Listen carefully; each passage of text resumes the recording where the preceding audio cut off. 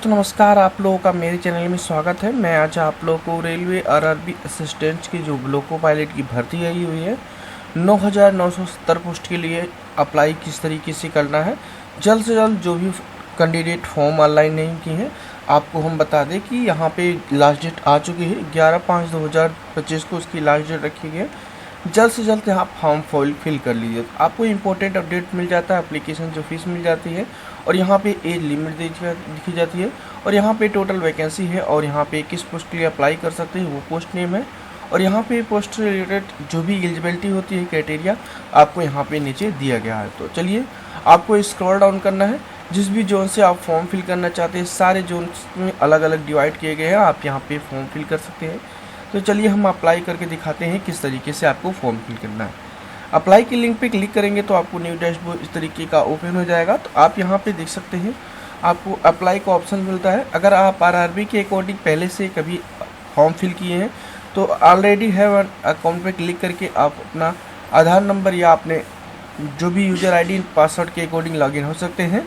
अगर आप पहली बार विजिट किए हैं तो क्रिएट एन अकाउंट का ऑप्शन आता है, इस पर आपको क्लिक करना है। जैसे क्रिएट एन अकाउंट का ऑप्शन मिलता है इस पर क्लिक करेंगे तो आपको यहाँ पे देख सकते हैं इस तरीके का मैसेज भी आता है। बताया जाता है कि 2024 में जो भी कैंडिडेट फॉर्म फिल किए होंगे अकाउंट उनका पहले से बना हुआ है तो वो डायरेक्टली लॉगिन हो सकते हैं यूजर आईडी और पासवर्ड के अकॉर्डिंग। तो ओके पे हम क्लिक करेंगे। आपका अगर यूजर आईडी पासवर्ड नहीं बना है तो आपको यहाँ पे इंडियन चूज करना है कंट्री में। फिर उसके बाद पर्सनल इन्फॉर्मेशन आपको फिल करना है। एक चीज़ और उसको बता दें, जो भी आप यहाँ पे डिटेल फिल करेंगे उसको मॉडिफाई करने का ऑप्शन नहीं दिया जाएगा, क्योंकि एक बार अकाउंट बन जाएगा तो उसके बाद आपका अकाउंट में नाम फादर नेम जो भी है एडिट नहीं कर सकते। इसलिए यहाँ पर आपको जो भी नाम अपना फिल करना है प्रॉपरली जो भी 10th की मार्कशीट के अकॉर्डिंग ही आप फिल करिएगा। ये नहीं कि आपके अपने आधार कार्ड के अकॉर्डिंग, नहीं दोस्तों, अपने 10th की मार्कशीट के अकॉर्डिंग ही फिल करिएगा। और आधार अथेंटिकेशन के अकॉर्डिंग आपका आगे आपका बायोमेट्रिक अथेंटिकेशन भी किया जाता है, जिससे कि आप में जो भी आधार की डिटेल में सेम होना चाहिए। तो आप अपने अकॉर्डिंग 10th की मार्कशीट के अकॉर्डिंग अपना नाम फिल करिएगा। फिर उसके बाद दोबारा से अपने नाम को फिल यहाँ पे फिल करेंगे और यहाँ पे आपको पूछा गया है कि क्या आपका नाम चेंज है, यस या नो, अपने अकॉर्डिंग यहाँ पे टिक कर देंगे। इसके बाद यहाँ पे डेट ऑफ बर्थ कैलेंडर के अकॉर्डिंग आप यहाँ पे चूज कर सकते हैं। पहले ईयर को चूज करिएगा, फिर मंथ चूज करके यहाँ पे डेट फिल कर लीजिएगा। इसके बाद यहाँ पे आपको टाइप करने का ऑप्शन आता है, जो भी आपने डेट ऑफ बर्थ चूज किया होगा उसके वहाँ पे आपको यहाँ पे अपने अकॉर्डिंग चूज कर लेना। चलिए मैं अपने अकॉर्डिंग यहाँ चूज कर लेता हूँ। जैसे चूज करेंगे तो देख सकते हैं यहाँ पे ग्रीन ट्रैक लग जाएगा। इसके बाद यहाँ पे जो भी आपका जेंडर है जेंडर को आपको यहाँ पे सेलेक्ट कर लेना है। उसके बाद यहाँ पे इस बॉक्स में आपको मतलब फादर्स नेम आपको जो 10th की मार्कशीट पे दी गई है उसको यहाँ पे प्रॉपरली मेंशन कर लेंगे। इसके बाद दोबारा से अपने फादर्स नेम मेंशन इस बॉक्स में कर लीजिएगा और यहाँ पे आपको मदर्स नेम मेंशन इस बॉक्स में करना है और दोबारा से अपने मदर्स नेम इस बॉक्स में मेंशन कर लेंगे। इसके बाद यहाँ पे आपको बताया गया है कि आपको जो भी ईमेल आईडी एंड आप अपना मोबाइल नंबर देंगे वो आपके पास एक्टिवेटेड होना चाहिए, क्योंकि कम्युनिकेशन के अकॉर्डिंग आपकी ज़रूरत पड़ सकती है। तो यहाँ पे आपको मेल आईडी फिल करना अपने, उसके बाद जनरेट ओटीपी पे क्लिक करना है। जो भी मेल आईडी आपने डाल रखा है उस पर ओटीपी आएगा, ओटीपी यहाँ पे दर्ज कर लेंगे। इसके बाद यहाँ पे इसी तरीके से आप अपने मोबाइल नंबर डालेंगे, जनरेट ओटीपी पे क्लिक करेंगे और ओटीपी को इस बॉक्स में दर्ज कर लेंगे। इसके बाद ये आपका ओटीपी वेरीफाई हो जाएगा। अब यहाँ पे आधार वेरिफिकेशन कंपलसरी है। आधार वेरिफिकेशन दो तरीके से दिया गया है, ओटीपी वेरिफिकेशन, फिंगर वेरिफिकेशन। तो आपको यहाँ पे अपने अकॉर्डिंग आधार नंबर आपको या वर्चुअल नंबर आपको यहाँ पे फिल कर लेना है और यहाँ पे जनरेट ओटीपी पे क्लिक करना है। या फिंगरप्रिंट के अकॉर्डिंग आप ऑथेंटिकेशन करना चाहते हैं तो उससे भी आप कर सकते हैं, लेकिन फिंगर डिवाइस मशीन होनी चाहिए। तो बहुत सारे ऐसे यूजर्स हैं जिसके पास यहाँ पे फिंगरप्रिंट डिवाइस नहीं है, तो यहाँ पे आपको ओटीपी के अकॉर्डिंग फिल करना है। जो भी आधार से नंबर लिंक होगा उस पर ओटीपी आएगा, ओटीपी वेरीफाई कर लेंगे। और यहाँ पे दोस्तों एक ही ऑप्शन है, आधार वेरिफिकेशन कंपलसरी है, इसलिए आपको आधार वेरिफिकेशन कर लेना है। उसके बाद यहाँ पे आपका फ़ोटो एंड आपकी डेट ऑफ बर्थ और आपका जेंडर आपका यहाँ पे शो हो जाता है आपके अकॉर्डिंग। जो भी आपका आधार से नंबर लिंक होगा उसको फिल करने के बाद उसके बाद डिक्लेरेशन पे चेक करेंगे और यहाँ पे आपको एक पासवर्ड बना लेना है। पासवर्ड कैसा होना चाहिए बताया गया है, पहला कैपिटल लेटर होना चाहिए, स्मॉल लेटर, स्पेशल कैरेक्टर और यहाँ पे न्यूमेरिक होना चाहिए। तो यहाँ पे 4 कैरेक्टर के अकॉर्डिंग आपका दिया गया है। तो पासवर्ड को आपको बेहतर बनाने के लिए आप अपना नाम भी मेंशन कर सकते हैं, जैसा कि अगर आपका नाम रवि है तो कैपिटल R लिखिए और सभी बाकी एलिमेंट को छोटा रखिए, @ लेकर के अपने ईयर को मेंशन कर लीजिए, जिससे आपको हमेशा के लिए वो याद हो जाएगा। तो आप अपने कोडिंग अगर रवि है तो कैपिटल R लिखिए और सारे एलिमेंट को छोटा रखिए, जैसे कि capital R, small e, small v, small i, @ लिख करके अपनी जन्म तिथि लिए, जैसे 2004, 2005, इस तरीके से अपने ईयर को केवल मेंशन करना है, ईयर मेंशन कर लेंगे। इसके बाद दोबारा से अपने पासवर्ड को फिल करिएगा, टर्म एंड कंडीशन एक्सेप्टेड करिएगा, आई एम जो लिखा हुआ आई एम नॉट रोबोट, इस पर क्लिक करेंगे, थोड़ा सा जंप करेगा, फिर इसके बाद आपको एक बार दिखाया जाता है अपनी डिटेल, एक बार चेकआउट कर लीजिएगा। अगर सब कुछ सही है तो आप यहाँ पे प्रीव्यू एंड सबमिट करके के अपने अकाउंट तैयार कर लेंगे। केवल आपको अकाउंट बना लेना है, इस तरीके से अकाउंट आपका बन जाएगा। मेरा अकाउंट पहले से बना हुआ है। हम यहाँ पे लॉगिन हेयर पे क्लिक करते हैं। जैसे लॉगिन हेयर पे क्लिक करते हैं तो आप यहाँ पे देख सकते हैं लॉगिन क्लिक करते हैं तो already have an account click करेंगे। जैसे ऑलरेडी हैव एन अकाउंट पे क्लिक करेंगे तो यहाँ पे साइन इनटू बताया गया है अकाउंट ओपन, साइन में अकाउंट में आप जाने के लिए आपको यहाँ पे दो तरीका दिया गया, login with Aadhaar, login with RRB account. तो यहाँ पे लॉगिन विद आधार पे क्लिक करेंगे तो आधार नंबर आप या वर्चुअल आईडी डालेंगे और जनरेट OTP पे क्लिक करेंगे और यहाँ पे OTP दर्ज करेंगे और आई एम नॉट रोबोट पे क्लिक करके लॉगिन हो जाएंगे। जैसे ही लॉगिन होंगे आपको यहाँ पे अकाउंट वेरीफाई बताएगा, क्योंकि मेरा आधार कार्ड से पहले से ही वेरीफाई है। तो चलो दोस्तों हम स्क्रॉल डाउन करेंगे, ऑनलाइन एप्लीकेशन पे क्लिक करेंगे। जैसे ऑनलाइन एप्लीकेशन पे क्लिक करेंगे तो यहाँ पे देख सकते हैं RRB के अकॉर्डिंग जहाँ से आप फॉर्म फिल करना चाहते हैं उसको यहाँ पे सेलेक्ट करेंगे। उसके बाद देख सकते हैं आपके अकॉर्डिंग जिस भी आप जहाँ से आप फॉर्म फिल करना चाहते हैं उसको यहाँ पे आपको सेलेक्ट कर लेना है। तो चलिए मैं रांची से फिल करना चाहता हूँ। उसके बाद यहाँ पे डिक्लेरेशन चेक करेंगे कि चेकआउट करेंगे कि आप RRB पे कभी भी आप बाहर नहीं हुए हैं, आपको डीबर्ड नहीं किया गया है। नेक्स्ट पे आपको क्लिक करना है। जैसे ही नेक्स्ट पे क्लिक करेंगे आपको डाटा फैच हो जाएगा। अब यहाँ पे टिक कर लेंगे। फिर इसके बाद आपको आपका आधार के अकॉर्डिंग आपका बताया जाएगा कि आपका अकाउंट वेरीफाई है, क्योंकि आप आधार ऑथेंटिकेशन के अकॉर्डिंग आपने अपना डिटेल्स फिल किया था। तो उस यहाँ पे देख सकते हैं पर्सनल डिटेल के अकॉर्डिंग आपका यहाँ पे देख सकते हैं इस बॉक्स में आपका जो भी कंट्री आपका सेलेक्ट होगा, उसके बाद डेट ऑफ बर्थ होगा 10th की मार्कशीट के अकॉर्डिंग, आपका यहाँ पे एज जितना हुआ है वो शो होगा, आपका फुल नेम से होगा और यहाँ पे फादर्स नेम से होगा और यहाँ मदर नेम, उसमें आपका जेंडर से होगा, ईमेल आईडी और यहाँ मोबाइल नंबर।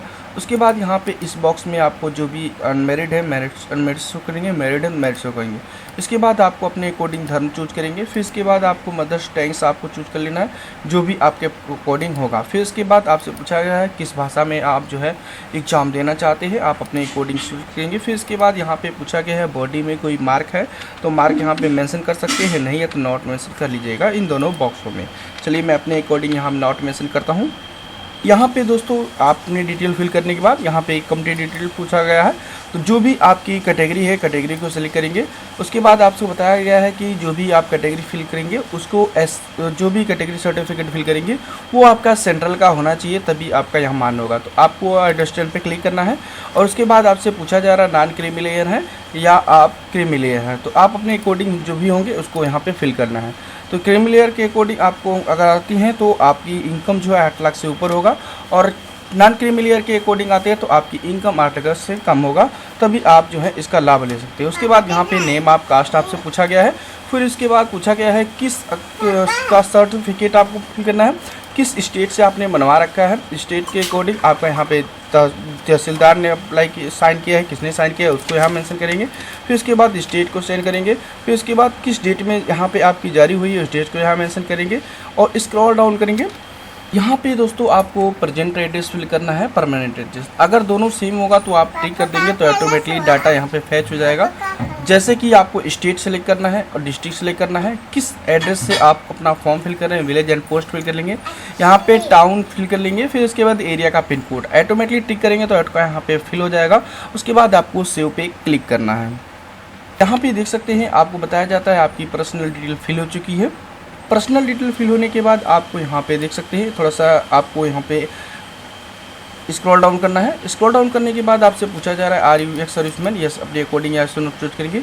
ईबीसी सर्टिफिकेट होगा तो यस या नो अपने अकॉर्डिंग यहाँ पे फिल करेंगे। उसके बाद आप यहाँ पूछा गया रेलवे एम्प्लॉय है, यस या नो अपने अकॉर्डिंग यहाँ पे फिल करेंगे। उसके बाद आपसे पूछा जा रहा है कि आप अपने अकॉर्डिंग सेंट्रल या जो है स्टेट के अकॉर्डिंग कोई भी एम्प्लॉय हैं तो आप अपने अकॉर्डिंग यहाँ पे चूज कर सकते हैं, नहीं है तो नॉट अप्लाई पे क्लिक करेंगे। फिर इसके बाद आपसे पूछा जा रहा है क्या आपके पास अप्रेंटिसशिप है, यस या नो आपको अपने अकॉर्डिंग यहाँ पे चूज कर लेना है। उसके बाद आपको यहाँ पे स्क्रॉल डाउन करना है। यहाँ पे दोस्तों आपको अपने अकॉर्डिंग यहाँ बताया गया है एक अकाउंट नंबर और एक अकाउंट नंबर, एक ही एफसी कोड, एक ही अप्रेंटिसशिप फॉर्म में लगा, जो भी आरआरबी का है फॉर्म इसमें लगा सकते हैं।